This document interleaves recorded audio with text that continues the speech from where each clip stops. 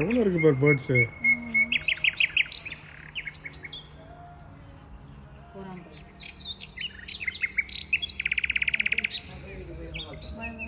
பாய் பாய்.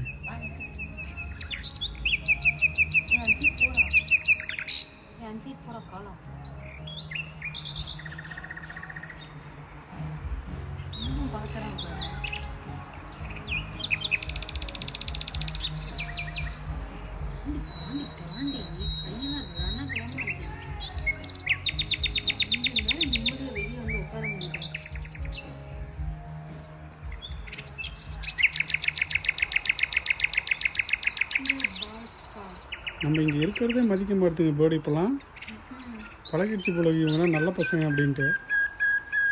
எவ்வளோ இருக்குது பாரு.